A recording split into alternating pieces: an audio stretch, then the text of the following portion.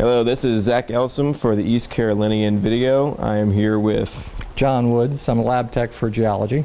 And Dr. Terry Woods, faculty in geology. And this is the Augmented Reality Sandbox.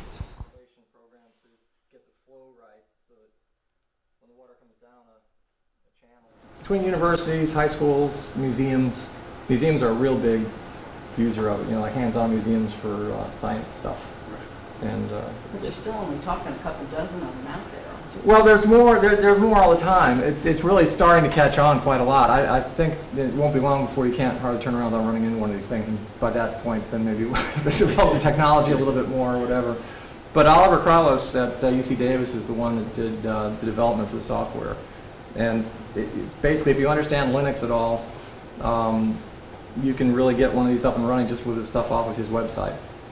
So then it's just a matter of manufacturing, building the box. Which he did. That's what I did. Was I built the box, got software working, that basically with and a lot of help. And like the Kinect camera and the projector, got it all hooked up to. So that's an Xbox Kinect. This is all this is this is actually an older model of the Xbox 360 Kinect camera. I was wondering. I was looking at that and I'm like, that looks awfully suspiciously, yeah. Well, the choice is to develop your own for $50,000, and have lasers and have rangefinder and all that work, but this is a lot easier. That's just more creative in my opinion. Yeah. Well, by shopping around for the short throw projector and having parts lying around, it wasn't really expensive to build this, which helps a lot. I mean, the department couldn't afford to build anything expensive, but anyway. But the camera just collects the image and feeds it to the computer, and the software and the algorithms generate the colors and the contour lines and project it back onto the sand. Just looking at that's wild.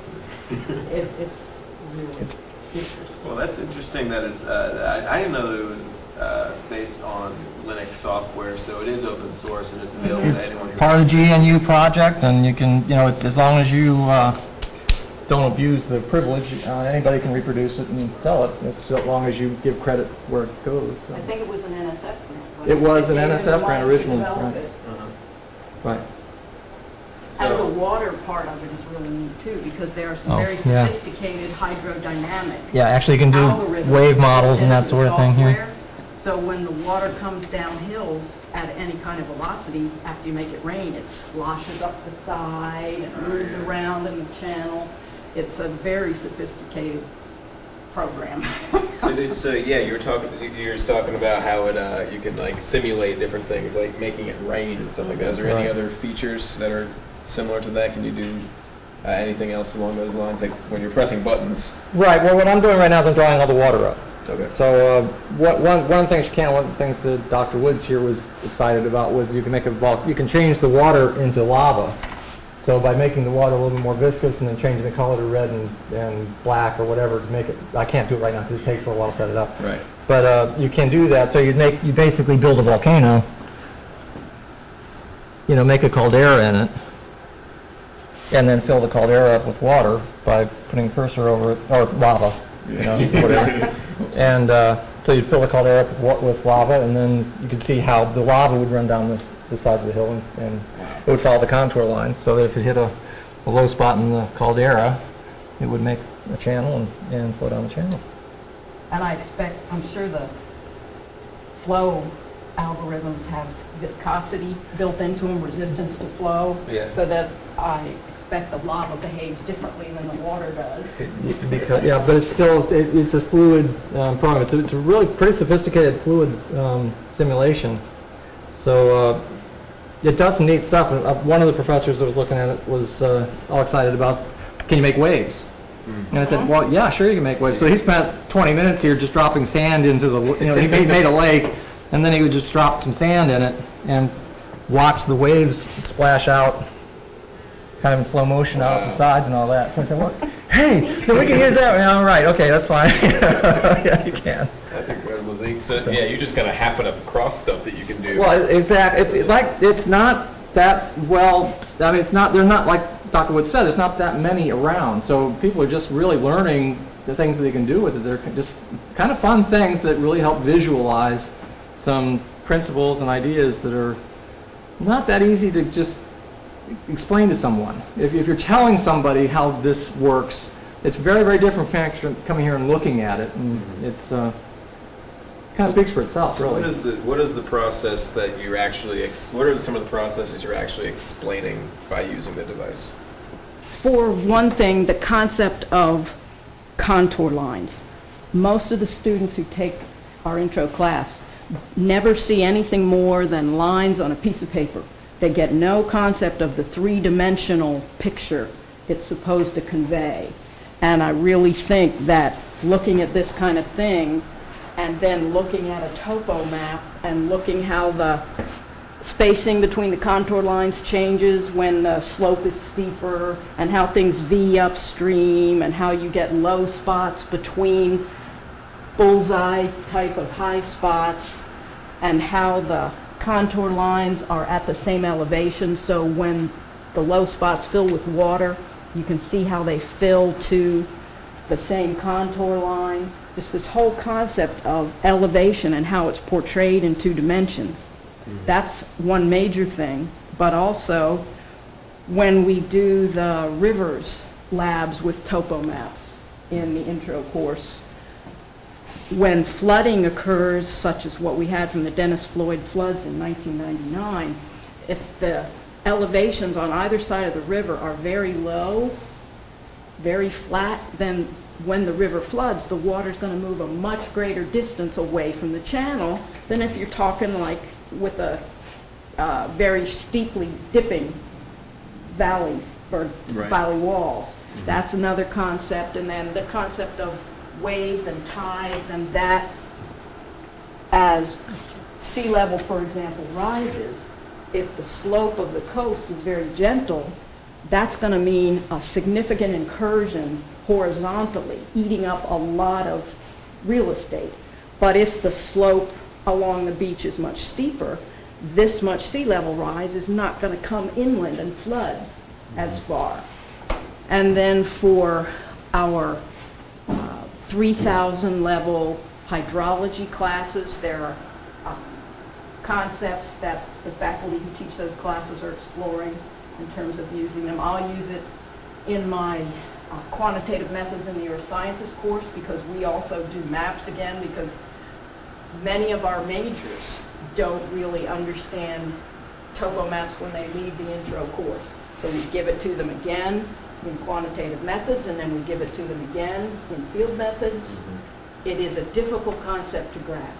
So it's going to be something that not only intro students will be looking at, it's for the entire educational career. These kids are going to be looking at it. And for recruiting, it's going to be wonderful. Oh, yeah. For example, at the Science Olympiad tournament, which ECU hosts every February for this region here in the East, that's a competition between school teams to see who scores the best in science events, and then they go on to a state competition, and if they win that, somebody goes on to the national competition. Well, we always run 5 different events that we develop the test for and our grad students monitor. But this is also something I'm going to use this year as a demo, because those students who are competing in a science competition are the likely ones to become science majors at some point. So this is the kind of thing that will really get them excited. Yeah, big time. It's got me excited. I'm not even excited.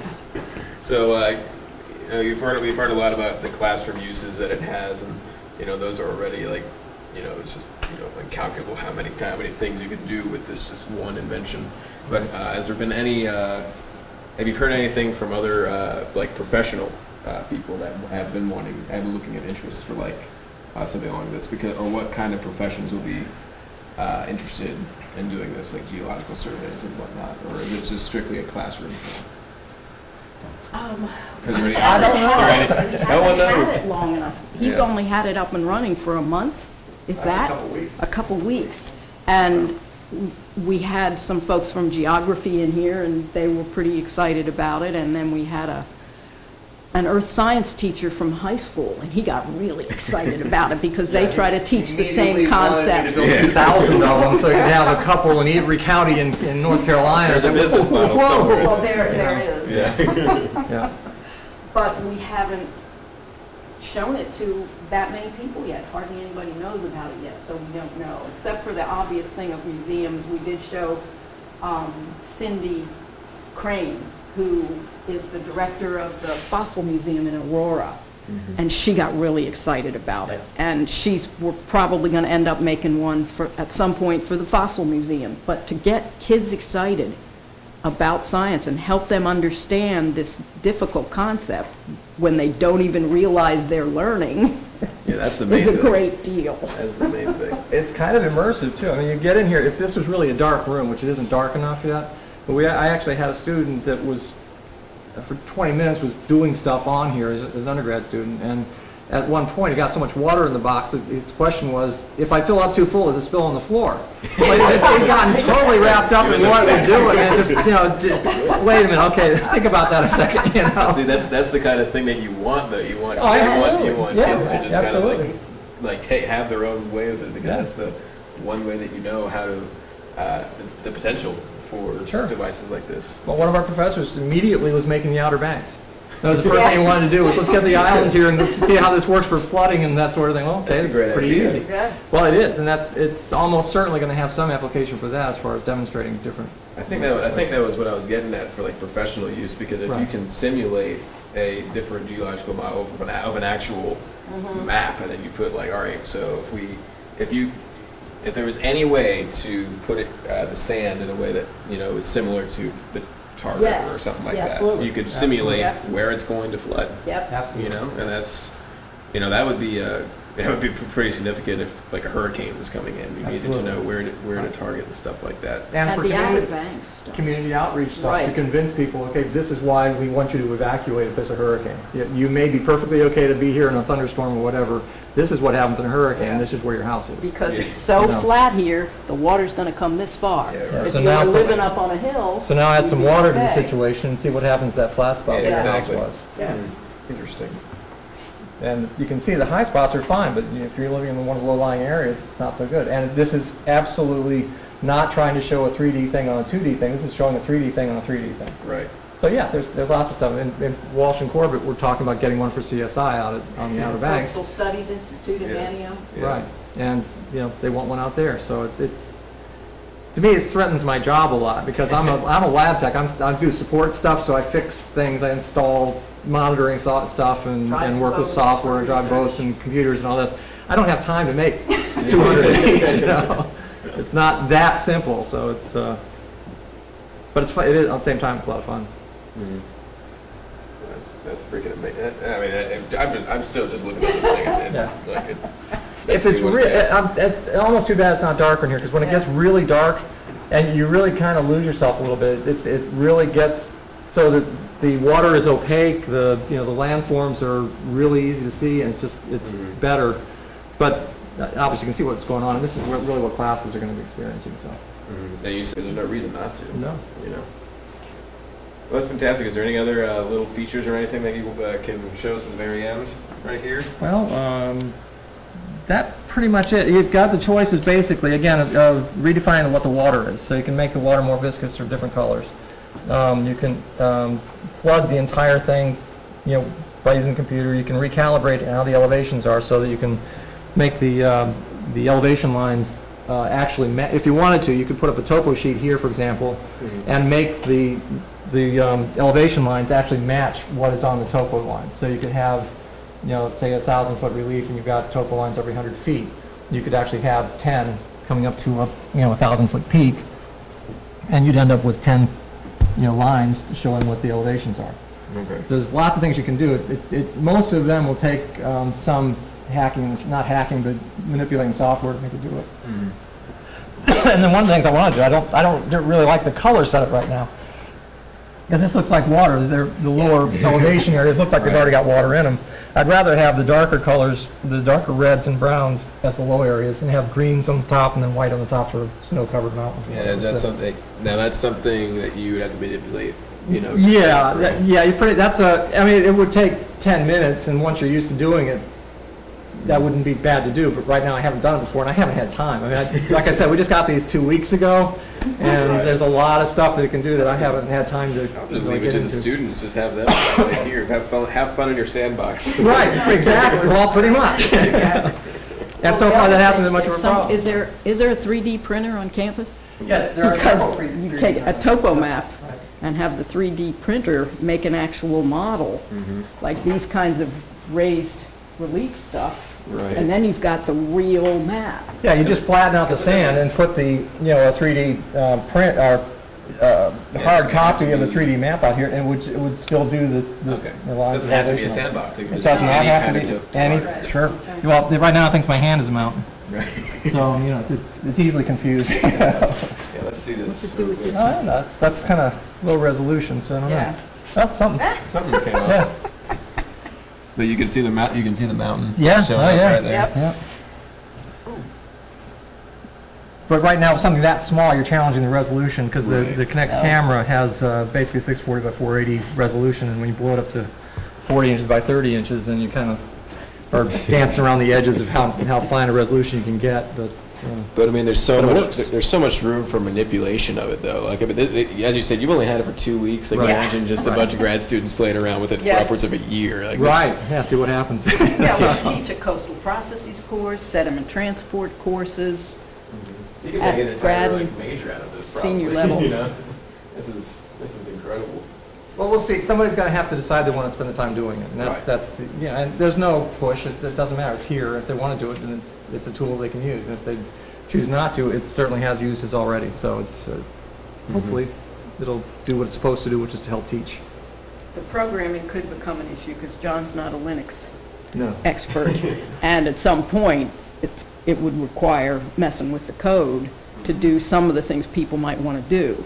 So that might become an issue. How familiar are you with the software at all, or is it just? Barely. I mean, listen, Oliver Krylos at UC Davis is a very smart guy, and he has done a lot of work with developing all this, and he deserves a huge amount of credit because it's not simple. Even for someone who's really good at this, it's still really tricky to get in there and hack the camera, figure out what does what to what, and then write the code to make it work. Very, very tricky stuff. Now, it's not to say that we don't have students here that could do that, Yeah. but they would have to really want to do it because it's going to be time consuming. Yeah, and what we haven't done yet is talk to the computer science department. Right, exactly right. Because they could get very interested in helping us develop software to do specific things. Is there anything that ECU in particular is looking to do with this, like that would separate it from other schools, or is it just how close is the invention itself related to ECU, or is it just kind of like a collective group of? This started out, the story behind this was I was asked to find some 3D models to work with for different classroom things, and I was online and I saw this YouTube video of this. Well, I sent a copy of the YouTube video to Dr. Woods over here, and she immediately sent back, can you make one, basically. And then a few minutes later, I sent it to the department yeah, chairman. and He said, yes. So at that point, it was out of my hands, and it was really just an enthusiastic kind of response to, this is really cool, can we get one? And so really, that's where we're at right now, is that so far, we've got people that think this is a really neat tool. Can we make one for cheap? And we could. So we made a couple of them, and now we're using them in, like I said, I just finished them 2 weeks ago. So we've got 2 labs that are using it, the 1501 labs, use them for their topo sheets, which I had to get it ready before their session on topo sheets was done, and just barely made that. But that's really as far as we got, and right now it is really going to be up to professors, to students, to grad students, to anybody that wants to do stuff with us. I can help them with what the software does and where it is and how to manipulate it, but they're going to have to do all the work. and EC, part of the new vision, the new strategic plan for ECU is putting a lot more emphasis on teaching, and also by extension of that, science outreach to the public schools.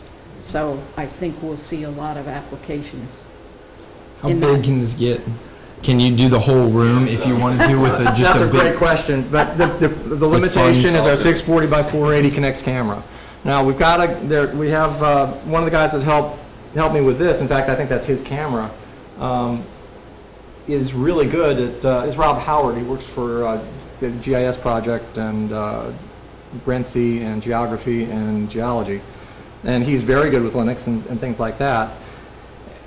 And he was talking about designing and building a 3D camera that would actually be able to do something like that, but it'd be very expensive and take funding and that sort of things, which we haven't even, I mean, like I said, 2 weeks is not very long to get into all this stuff and find all these questions, because it's just, every time somebody looks at it, there's more questions to try to deal with. But right now, this is about as large as you can get without doing some fairly serious hacking of other things. There are several out here that are bigger. They're using multiple Kinect cameras. So they figured out how to hack into that and make them work together, which is way beyond me. But like I said, on campus here, I'm sure we've got people that can do that. But for now, for this setup, the way this is as big as it can get. And obviously there's a brightness issue too. We've got to keep the room kind of dark. If we made it bigger, then it'd be even more of a problem. It's a standard projection. It's a standard, normal, short throw projector.